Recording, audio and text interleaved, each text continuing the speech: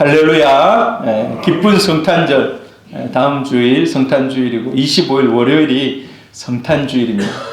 올해는 여러분 성탄절을 좀 특별하게 좀 보내려고 그래요. 제가 이 교회에 와서 한 번도 안 해본 선물 나눔을 한번 해보려고 그래요. 선물 나눔. 미리 주보에도 내놨습니다만은 우리 성탄절 여러분들 한 5,000원에서 10,000원 사이, 비싼 거는 사양합니다. 그래서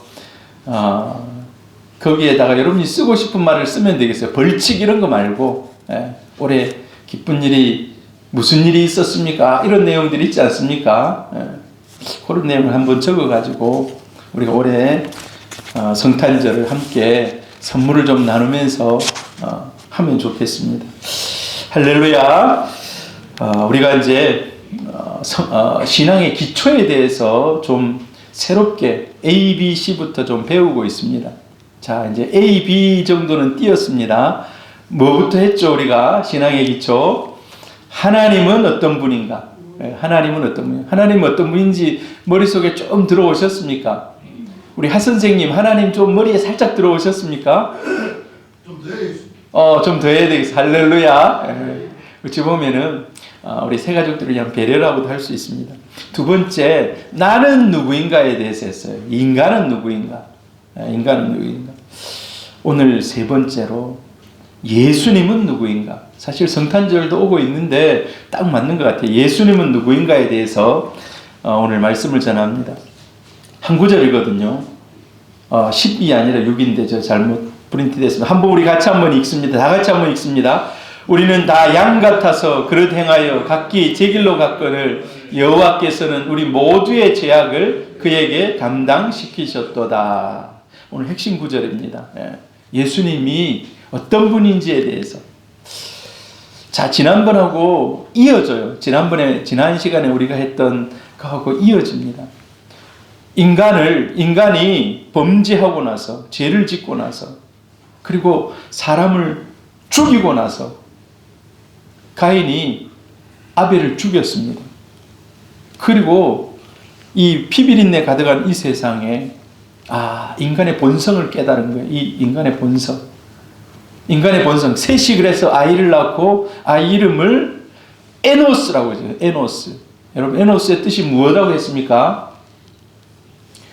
심판받아 죽을 수밖에 없는 존재다. 이 말은요, 이 아이를 낳으니까 이 아이 속에 죄성이 그대로 있더라는 거예요. 우리 아이들 오늘 우진이가 교회를 왔어요. 할렐루야. 우진이. 우진이 교회 왔는데 여러분 우진이에게 용돈도 좀 주고 그러기를 바랍니다. 제가 아는 목사님은요, 한 달에 한 번씩 연합예배를 드려요. 연합예배를 드려요. 그래서 그 아이들을 앞으로 나오라 그래요. 앞으로 다 나오라 그래요. 이제 그날 예배 드리러 온 아이들 앞으로 다 나오라 그래요. 그리고 나서 축복 기도합니다. 목사님, 이 아이들을 축복 기도해요. 그리고 나서, 자, 우리 성도님들 마음에 드는 아이들에게 나와서 축복하면서 용돈 주세요 그래요. 그러면 성도들이 나와가지고 아이들한테 다 돌아가면 용돈 줘요. 그래서 제가 보니까 이 아이들이 한 달에 한 번씩 교회에 오는 게 너무 행복한 거라. 너무 행복해, 애들이. 야, 오늘은 교회 가면 용돈 받는다. 하나님 우리에게 용돈 주신다. 하고. 근데 진짜 주일학교가 부흥해요. 사실 뭐 돈 받으러 오는 아이들도 있겠지만은 하나의 매개체거든요. 아무튼, 이 준원이가 그러더라. 야, 준원아, 동생 우진이 이쁘지? 이뻐요. 근데 얘가 너무 울어가지고 자기가 귀찮다는 거예요. 너무 운다는 거예요. 여러분, 아이들 보면 얼마나 좋습니까? 그런데 이 아이들 속에도 죄성이 있다는 거예요. 그래서 셋이 인간의 본성을 깨뜨려 본 거예요. 자기 아들을 에노스. 내 자신을 깨달으라는 거예요. 내 자신이 어떤 존재인지 깨달으라는 거예요. 우린 죄인이야. 하나님의 은혜가 필요한 죄인이야. 하고 에노스라 하고 하나님 앞에 예배드렸다는 거예요. 그리고 구약은 어떻게 이어집니까? 계속해서 이제 예배의 연속입니다. 어떤 예배? 짐승이 대신하여 죽는, 나를 대신해서 짐승이 대신하여 죽는. 자, 그런데 하나님 그걸 깨시기를 원했습니다. 그 깨기를 원했어요. 그래서 우리에게 오신 분이 예수 그리스도이신 줄로 믿습니다. 그래서 예수 그리스도가 이 땅에 오셨어요.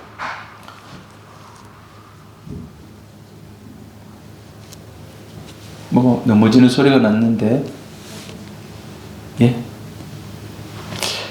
자, 그리스도인 우리 이제 예수 믿는 사람들에게는 질문이 있습니다. 예수님께서 우리의 구원자가 되시는 까닭이 뭡니까? 그리고 왜 예수님만이 우리의 구원자입니까? 왜 예수님만이? 자, 오늘 제가 이제 설명하려고 그래요. 예수님이 우리 구원자가 되는 까닭이 뭡니까? 왜 우리가 예수를 믿어야 합니까? 예수가 구원자이기 때문에. 근데 왜 예수님이 구원자이시고 오직 예수님만 우리의 구원자가 되십니까? 그러면 좀 예수님이 이 땅에 오셔서 그 일을 하면 좋아요. 근데 왜 예수님은 십자가에 참혹하게 돌아가셨습니까? 다른 방법도 있을 텐데 왜 십자가에 죽음밖에 그 길이 없었는가? 자, 2시간에 나누어서 할 겁니다. 1번, 2번 오늘 하고 3번은 다음에 할 거예요. 자, 성경을 통해서 우리가 예수를 배웁니다. 우리 생각을 말하는 게 아니에요. 생각을 말하는 게 아닙니다. 성경에서 말하고 있는 예수를 전하는 겁니다. 성경에서 말하고 있는 예수를. 자, 근데 성경에서 말하고 있는 예수를 예수님은 구원자다라고 얘기하는 거예요. 오늘 제가 4가지를 얘기할 겁니다. 성경에서 예수님은 어떻게 얘기하는가?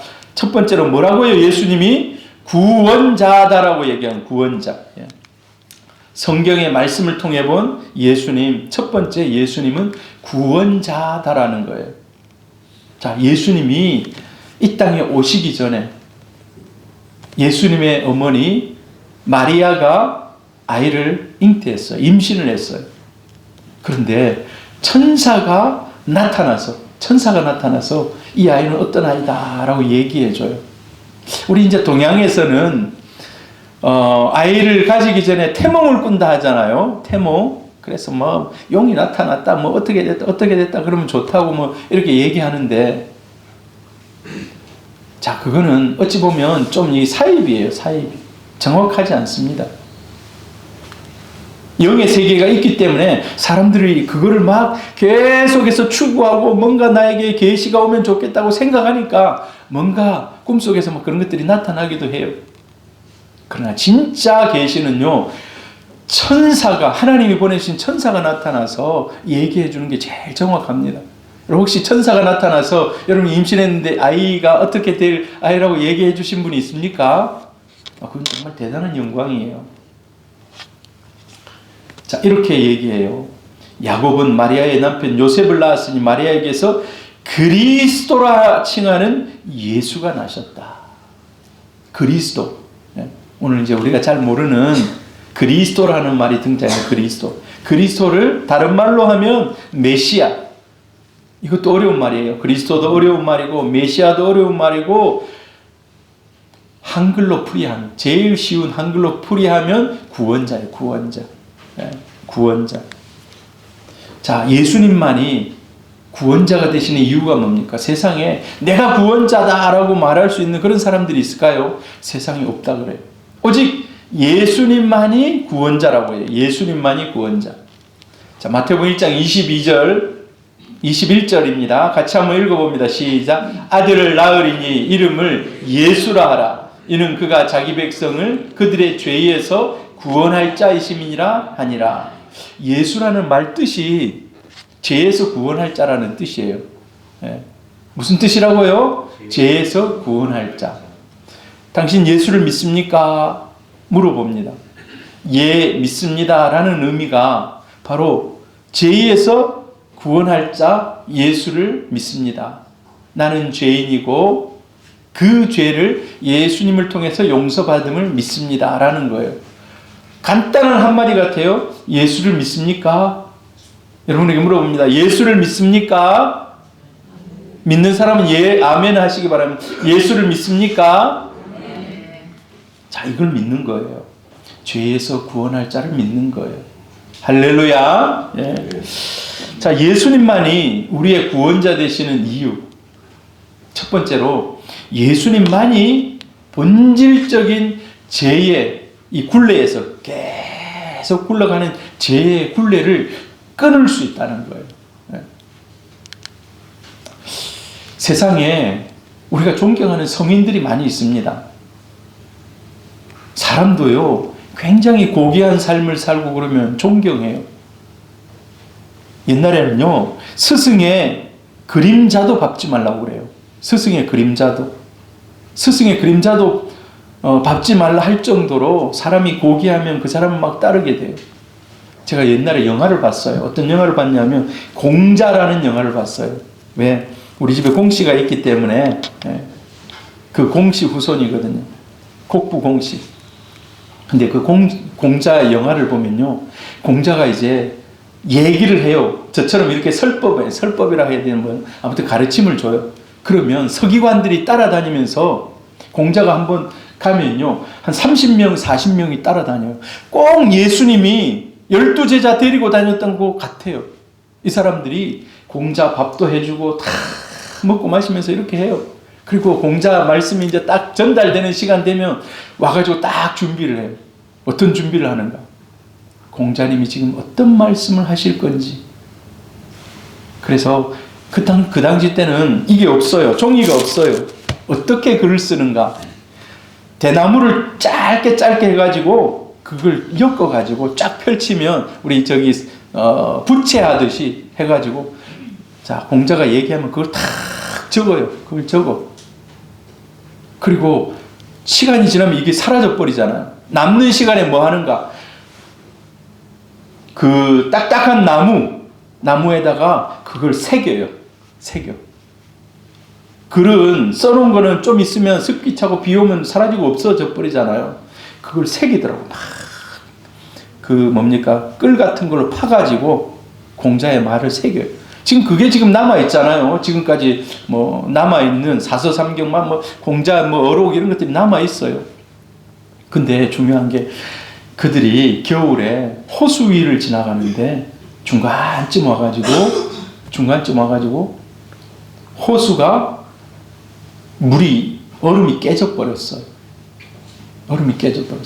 이 사람들이 이 구르마라는 말 압니까? 수레. 구르마라는 말은 일본 말입니까? 수레에다가 이 어록을 싣고 다니는 거예요. 엄청나게 막 싸가지고 다녀요. 막 엄청나게 싸가지고. 그 당시 때 나라가 안정이 안 돼서 평화로운 곳으로 막 이주하면서 다니는데, 근데 이게 다 물속에 들어가 버려요. 물속에 들어가요. 공자 어록이 전부 물속에 다 그 한겨울 그 얼음 속으로 그게 다 빠져들어가요. 근데 그때 생명을 걸고 물속에 들어가는 거예요. 물속에. 그러니까 지금 떨어지고 있는 그 파편, 그 두루마리들을 막 가지고 올라와요. 그래서요, 많은 사람이 죽더라고, 거기서. 그거 들어 올리면서 심장마비로 많은 사람이 죽어요. 여러분, 그만큼 어떤 사람이 막 성인들이 막 살아온 삶을 사람들이 굉장히 흠모하면서 따라가고 그 글 하나 건지기 위해서 자기 생명을 던지더라니까요. 근데 중요한 거. 그 사람들이 좋은 글을 남기고 뭐 인류에 뭐 많은 것들을 남기긴 했어요. 그러나 이렇게 말한 사람은 없습니다. 내가 너의 죄를 위해서 죽는다. 내가 너의 죄를 위해서 죽는다라고 말한 사람은 세상에 그렇게 흠모하고 추앙하고 존경하는 그런 위인들, 성인들마저도 그런 사람은 이 세상에 한 사람도 없다는 것입니다. 한 사람도 없어요. 내가 너를 위해서 죽는다. 인류의 모든 구원받을 자들을 위해서 죽는다라고 말한 사람 한 사람도 없어요. 세상은 도덕 윤리를 강조합니다. 도덕 윤리.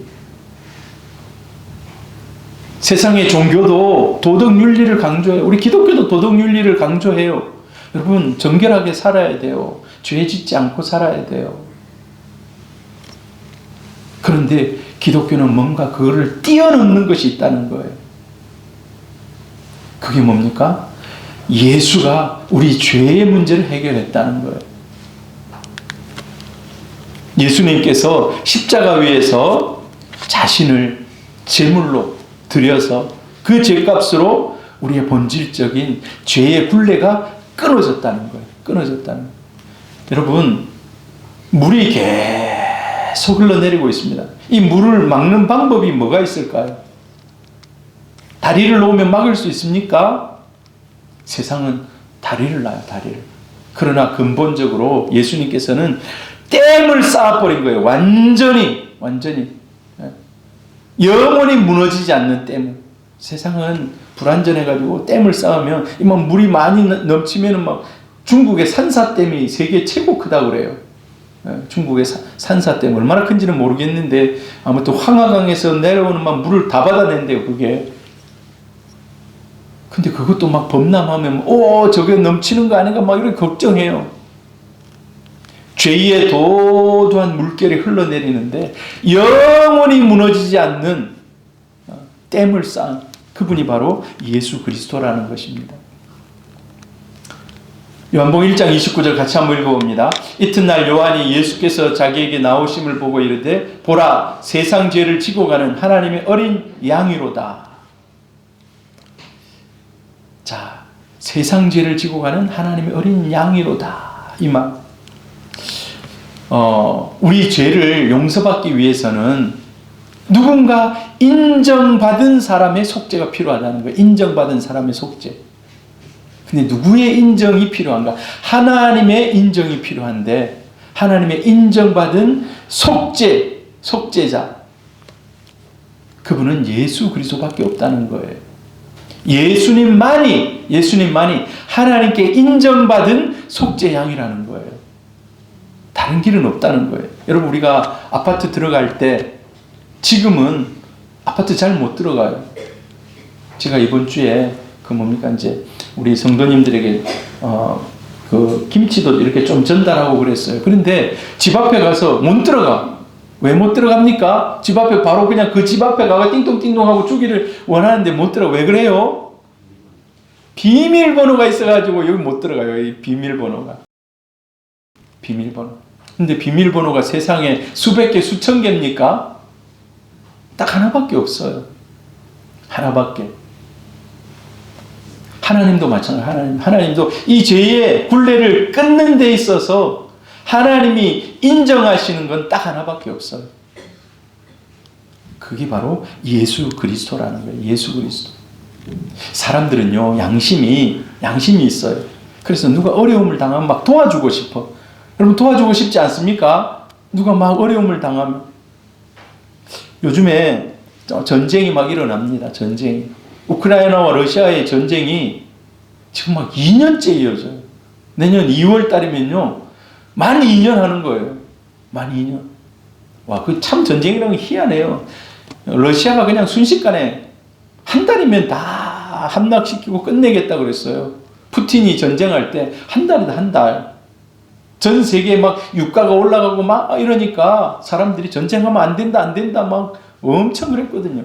그러니까 한 달이면 끝나고 모든 정세가 완전히 회복된다. 근데 여러분 어떻습니까? 지금도 막 전쟁이 일어나요. 근데 사람들이 마음에 강한 자 편에 잘 안 서요. 강한 자 편에. 그리고 악한 자 편에 안 섭니다. 사람은. 의로운 자 편에 서고 약한 자의 편에 서고. 그러니까 막 우크라이나 편에 서는 거예요. 사람들이 약한 자, 의로운 자. 하마스가 먼저 로켓을 막 한 4,000발, 5,000발을 이스라엘에 쏘았습니다. 기습 공격. 그리고 나서 막 하마스를 엄청 비난했잖아요. 근데 요즘에는 이스라엘이 비난받고 있어요. 왜 그렇습니까? 무차별하게 이제 이스라엘이 가진 막 국력으로 막 쏟아붓는 거예요. 그러니까 세상이, 야, 너무 심하다.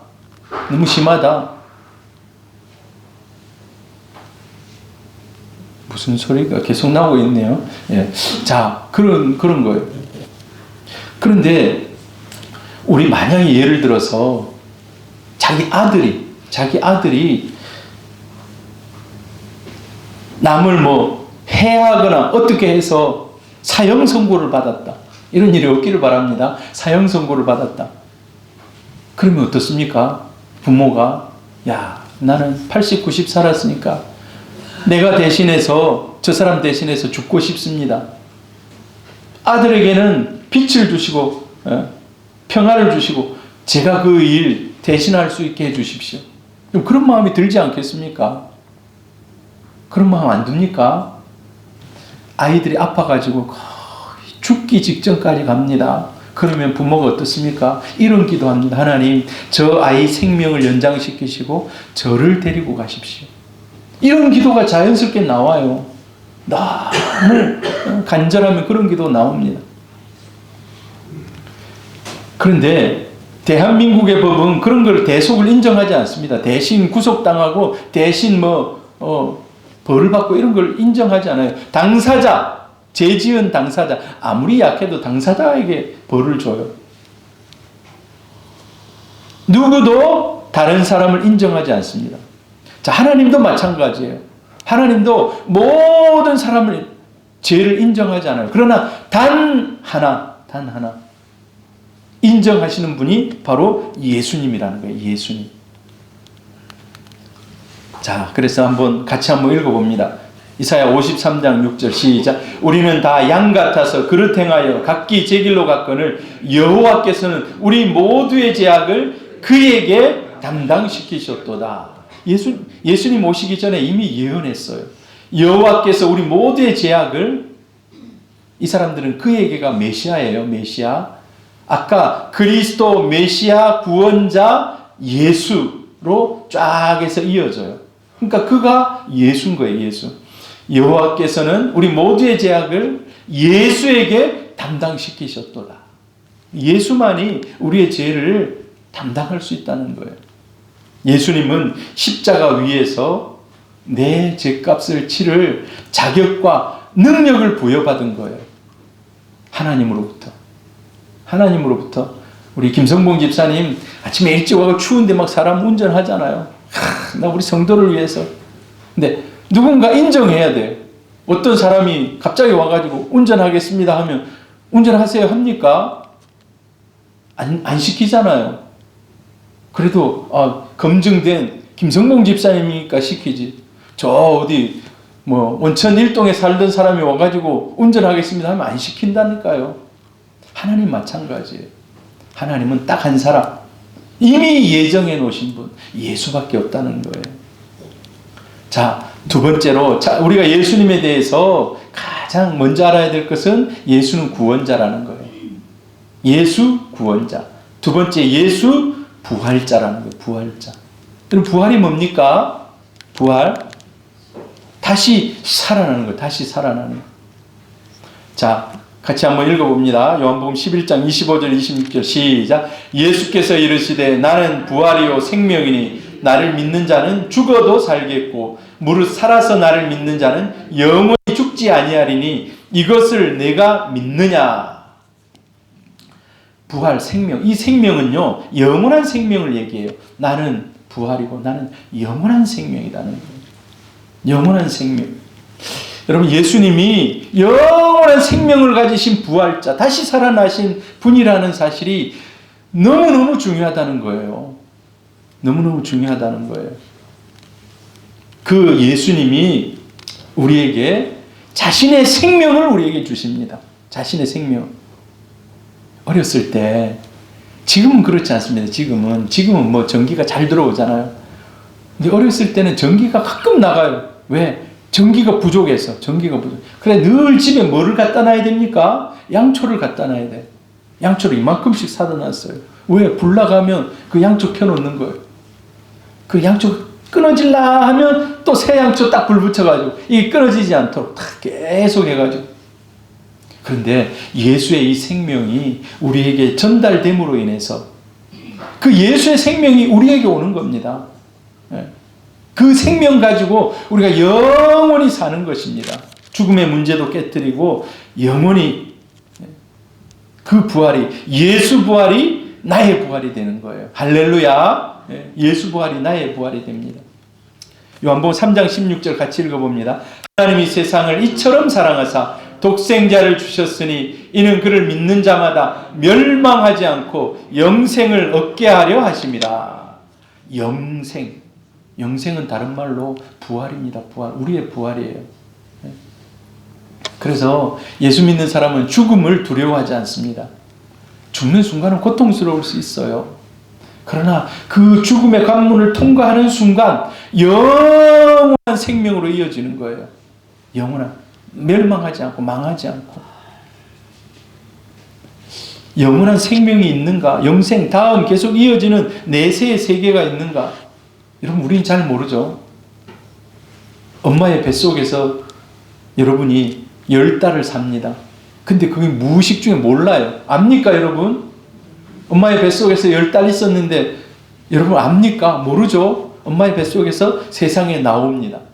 세상에 나와서 이제 어느 정도 철이 들면 세상을 깨닫기 시작하고 세상의 이치를 배우고 이렇게 쭉 해가지고 70, 80, 90, 100 이렇게 살아가요. 제가 영상을 가르쳐요. 목사님들 한 6명 정도 와가지고 저에게 영상을 배워요. 이제 막 챗 GPT도 배우고 막 여러 가지, 저도 잘 모릅니다만 저도 배우면서 가르치고 그래요.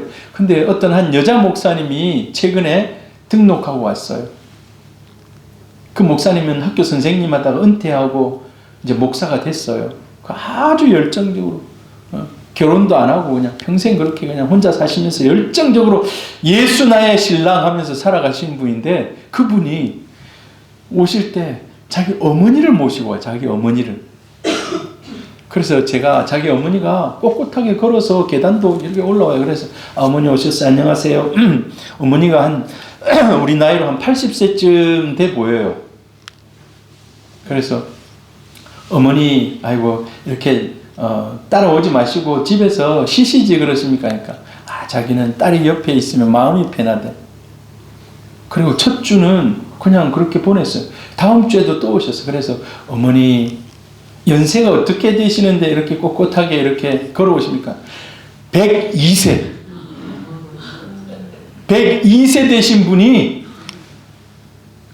꼿꼿하게 걸어와서 우리하고 같이 짜장도 먹고 우동도 먹고 시켜 먹을 때 먹고. 와, 102세 되신 분. 내가 다음에 사진을 찍어서 한번 보여드릴게요. 야, 정말. 그래서 이제 나이를 알고 나서 방에 들어가서 좀 쉬셔야 되겠다고, 좀 쉬세요 하니까 자기는 꼿꼿이 앉아있는 게 좋대요. 오후 4시까지 공부를 하거든요. 10시부터 시작해서 뒤에 자리에 앉아서 그 소리 다 듣고, 어머님 뭐 합니까? 하니까 난 뒤에 앉아서 그냥 기도하고 있어요. 그럼. 와, 너무 놀라워요. 너무 놀라워요. 102세 되신 분이 10시에 와가지고, 모르겠어요. 저 하단 저쪽에서 오기 때문에 한 9시쯤 출발, 아침 9시, 10시부터 수업하는데 10시에 와가지고 오후 4시까지 꼿꼿하게 앉아가지고, 여러분 우리 성도님들도 그런 복을 받으시기를 바랍니다. 자, 근데 그럼에도 불구하고 인생의 어느 순간에 마지막 순간이 있습니다. 관문을 통과하는 순간이 있어요. 영원히 그렇게 살지는 못해요. 그러나 그 다음에 영원한 생명이 이어진다는 거예요. 영원한 생명. 그 영원한 생명이 누구에게로부터 이어졌는가? 아까 그 불을 끄지 않고 양초를 다음에 옮겨 붙이듯이 예수 그리스도의 생명이 우리에게 오는 것입니다. 그게 부활이에요. 부활. 예수님의 부활이 중요한 이유가 또 있어요. 예수님의 부활이 중요한 이유. 자, 우리 성경을 두 가지로 나누어 얘기합니다. 오래된 예수님이 오기 전에 쓰여진 것을 무슨 성경이라고 합니까? 구약 성경. 그리고 예수님 오신 이후에 예수님의 행적과 서신서들을 기록했는데 이건 무슨 성경이라 합니까? 신약 성경이라고 그래요. 구약 성경과 신약 성경. 근데 여러분 한번 생각해 보세요. 오래된 약속, 새로운 약속이라는 뜻이에요. 구약은 오래된 약속, 신약은 새로운 약속이라는 뜻이에요. 자, 근데 우리가 약속이라는 것은요, 그 사람이 살아 있을 때에만 가능합니다. 여러분 다음 주 목요일 날 챗GPT로 그림 그리는 수업을 하겠습니다. 제가 예고를 했어요. 근데 제가 만약에 예를 들어서 병원에 가거나 극단적으로 죽어버렸다. 그럼 그게 약속이 유효합니까? 유효하지 않은 거예요. 약속이 유효하지 않습니다. 약속이라는 것은요, 살아있을 때에만 가능한 거예요. 그런데 우리가 신약이라고 구약이라고도 하는데 이 성경을 예수 그리스도께서 지금도 살아서 이 약속을 계속해서 지키고 계시는 줄 믿습니다. 그게 왜 가능한가? 부활하셨기 때문에. 예수님 우리 눈에 안 보이지만 부활하셔서 함께 하십니다. 함께 하세요. 지금도 영원토록 하나님이 그 약속을 지켜가고 있습니다. 지켜가고 있어요. 그래서 중요한 거는요, 제가 늘 얘기하잖아요. 성경을 많이 읽으세요. 성경을 많이 읽다가 이 말씀이 여러분의 가슴에 오시기를 바랍니다. 여러분의 가슴에. 이게 레마의 말씀이에요. 이 레마의 말씀. 하나님과 나와의 1대1의 약속이 되면 살아계신 하나님께서 그 약속을 신실하게 지키십니다. 왜? 1대1의 약속이기 때문에. 할렐루야. 이런 걸 여러분이 좀 깨달아야 되는데, 굉장히 중요한 일입니다. 중요한 하나님과의 약속. 그러면 예수님이 부활하셨다는 증거가 성경에 있습니까? 예수님은 빈 무덤이라는 거예요. 빈 무덤. 사람을 집어넣으면요, 사람 죽고 나면 화장을 하거나 또 매장을 하거나, 태우지 않고 매장을 하거나 그걸 집어넣으면 사람의 형태가 있다가 흙으로 나중에 돌아갑니다. 근데 예수님은 어떻습니까? 예수님 십자가에서 3일 만에 딱 장사, 모든 장례식 다 끝내고 예수님이 그 무덤에 들어가셨어요. 그럼 이제 그 다음 되는 일이 뭡니까? 썩어서 흙으로 돌아가는 거예요. 예수님은 어떻습니까? 그러지 않았다는 거예요. 마치 여러분, 나비가 그냥 나비가 아니에요. 어떤 한 과정을 통과합니다. 어떤 과정을 통과합니까? 번데기 안에 들어가는 거예요.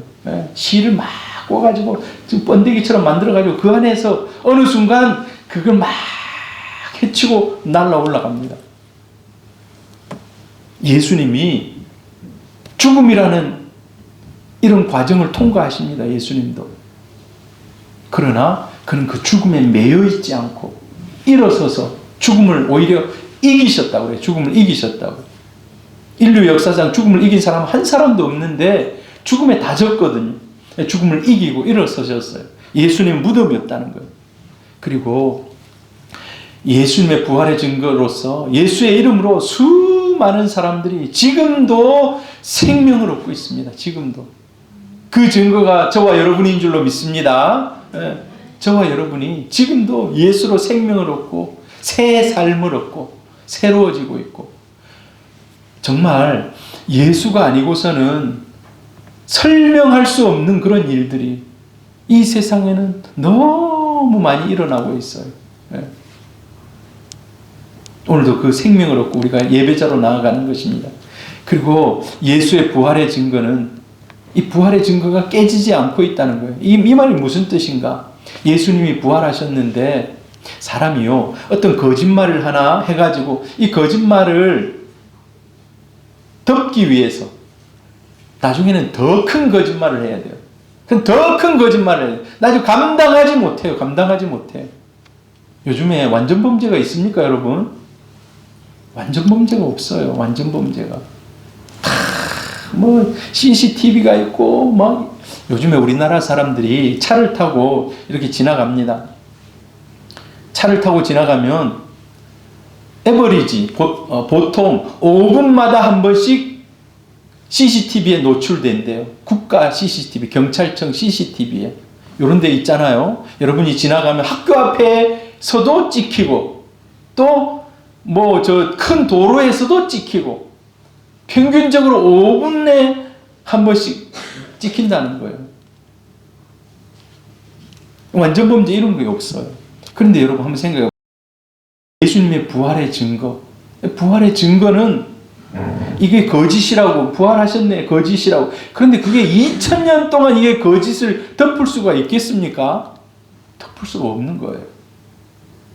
2000년 동안 이 부활했다는 증거, 너가 거짓말했지. 예수 부활 안 했는데 거짓말했지. 세상은 그렇게 얘기할 수 있습니다만 그걸 확실히 부활하지 않았다고 깨는 확실한 증거가 없다는 거예요. 여러분 두 가지 얘기했습니다. 예수님은 부활자, 구원자, 부활자. 그리고 예수님은 참 인간이라는 거예요. 참 인간. 마태복음 16장 13절 한번 읽어봅니다. 시작. 예수께서 빌립보 가이사라 지방에 이르러 제자들에게 물어 이르시되 사람들이 인자를 누구라 하느냐. 이 인자가 뭐 착한 사람 이런 게 아니에요. 사람의 아들이라는 뜻이에요. 사람의 아들. 사람의 아들. 자, 예수님이 이 땅에 오신 저하고 여러분하고 똑같은 그런 육신의 몸을 입고 있는 거예요. 육신의 몸. 추우면 어떻게 합니까? 막 추워요. 여러분 겨울에 추울 때 제일 먼저 해야 될 1번 제가 오늘 알려드립니다. 우리 성도님들 다 그렇게 하시길 바랍니다. 추운 겨울에 1번 내복을 입는다. 추운 겨울 1번 내복을 입는다. 제가 포도원 교회에 다녔어요. 포도원 교회. 포도원 교회를 이제 다녔는데 그때 김문훈 목사님이 우리 교회 담임으로 오셨어요. 김문훈 목사님 오셔가지고 겨울이 되니까 그분이 계몽 활동을 해요. 계몽 활동을. 무슨 계몽 활동을 하는가? 내복 입기 계몽 활동을. 내복 입기. 내복 입기. 여러분 춥다고 얘기하지 말고 움츠리지 말고 내복 입고 활기차게 세상과 맞짱 떠서 이기라고. 춥다고 비실비실 하지 말고 그 첫 번째 내복 입는 거라고. 여러분 내복 입으시길 바랍니다. 요즘 내복 비싸지도 않아요. 보면. 자, 여러분 예수님께서는 추우면 추위를, 더우면 더위를, 배고프면 배고픔을 다 느꼈다는 거예요. 인간의 희노애락을. 참 인간, 저하고 여러분하고 똑같은 참 인간이라는 거예요. 실존적으로 다 경험했다는 거예요. 여러분 이제 상담에서 공감적 이해라는 말을 써요. 공감적 이해. 공감적 이해가 뭐냐 하니까 그대로 똑같은 감정과 똑같은 생각과 똑같은 걸 느낀다는 거예요. 여러분 사람들이 개를 참 좋아합니다. 우리 아버지가 한탄을 하더라고요. 요새 내같이 나이 많은 사람은 개 취급도 못 받는다 그러더라고. 아, 내가 그 얘기 듣고 막 마음이 그렇더라고. 우리 아버지를 세상에 사람들이, 젊은 사람들이 막 개는 막 옆에 끼고 다니고 막 이래 하는데 어르신들이 막 천천히 막 차를 탈 때 어르신들 빨리 못 타잖아요. 불편하게 생각한다는 거예요. 불편하게 생각한다. 그래 아버지가 야 요즘은 개 세상이다고. 근데 여러분 사람들이 개를 좋아해요. 자기 집에 가서 막 개를 데리고도 살고 개를 막 이렇게 안고도 자고 막 이렇게 하잖아요. 근데 진짜 생각이 똑같아질 수 있습니까? 똑같아질 수 있겠습니까? 사랑하는 거는 사랑하는 거하고 똑같아지는 거하고는 달라요. 사랑하는 거하고 똑같아지는 건 달라요. 몰라. 개가 사람을 완전하게 100% 이해하지 못하고 사람도 개를 완전하게 이해하지 못해요. 여러분 두 번째 그림 보면은 방빼라고 얘기하잖아요. 방빼. 이사 자주 다녀보시고 자기 집이 없으신 분은 공감이 될 거예요. 2년이 전세 2년 계약 기간이 가까워지면 어떻게 합니까? 주인이 나가라고 하면 안 되는데 나가라고 하면 안 되는데. 자기 집이 없는 사람의 서름이에요. 이 마음 저는 이제 이런 마음이 별로 안 들어. 왜? 늘 어쩌다 보니까 집이 늘 있었고 막 이래요. 어렸을 때부터 집이 있었고 어른이 돼서도 집이 있었고 그래서 잘 몰라요. 근데 잘 모르지만 어떤 사람은 야 진짜 막 갑자기 1억 하던 집을 2억으로 1억 더 내놓으라고 그러면 얼마나 이게 돈을 만들어내기 힘듭니까? 저 그림만 봐도 막 가슴이 탁 와닿는 사람이 있을 거예요. 이걸 공감적 이해라 그래요. 딱 그대로 인식하는 거예요. 근데 예수님이 우리 인간에 대해서 공감적 이해를 100% 하셨다는 겁니다. 100%. 네. 왜? 그분은 참 인간으로 이 땅에 오셨기 때문에. 성탄절입니다. 첫 아들을 낳아 강보에 싸서 구유에 뉘었으니 이는 여관에 있을 곳이 없습니다. 예수님이 지금 강보에 누워 있어요. 강보에. 자, 구유에 누웠다라는 말은 여물통. 여러분 아이 낳아가지고 여물통에 놓은 사람 있습니까? 요즘 그런 사람 없을 거예요. 하다 못해가지고 여물통에다가 아이를 낳고 거기다 하겠습니까? 가장 낮고 천한 위치에까지 내려갔다는 거예요. 하나님이신 그분이 가장 밑바닥까지 내려갔다는 겁니다. 그래서 예수님은 우리의 마음을 그대로 이해할 수 있다는 거예요. 그대로. 같이 읽어봅니다. 히브리서 2장 18절 시작. 그가 시험을 받아 고난을 당하셨은즉 시험 받는 자들을 능히 도울 수 있느니라. 여러분 시험 당해 보셨습니까? 어디 아픕니까? 고난이 있습니까? 예수님이 그 고난을 다 당하셨다는 거예요. 네? 다 공감적으로 이해하신다는 거예요. 우리가 예수를 안 불러서 그렇지, 예수를 부르는 순간 나하고 똑같은 아픔을 그대로 느끼신 그 주님이 내 곁에 오신다는 거예요. 여러분 어떤 아픔과 고난이 있습니까? 어떤 어려움이 있습니까? 예수를 부르시기를 바랍니다. 시험 받은 자들을, 이 시험이요, 고난, 고통, 환난, 아픔, 여러분이 돈을 띠든지 어떤 세상의 모든 것들을 다 얘기해요. 그 모든 것들을 다 도울 수 있다는 거예요.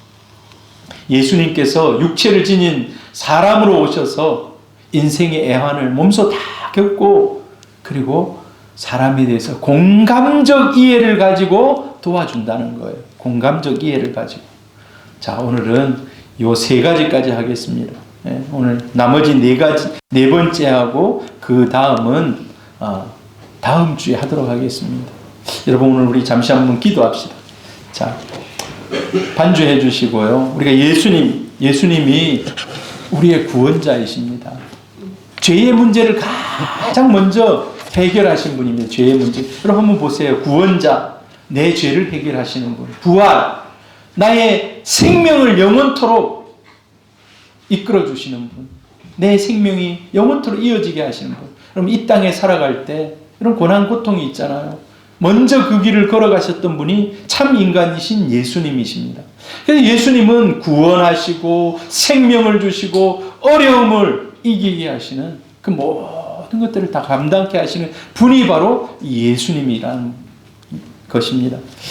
자, 우리 반주해 주시고 우리 같이 기도합니다. 하나님, 구원자 되어 주셔서 감사합니다. 그 구원의 기쁨을 누리며 살아가게 하시고 예수의 그 생명이 이 시간 우리 가운데 충만하게 하셔서 연약함도 고쳐지게 하시고 이 땅에서 고난과 환난도 주님, 예수님 붙들고 이기게 해 주옵소서. 우리 한번 기도합니다.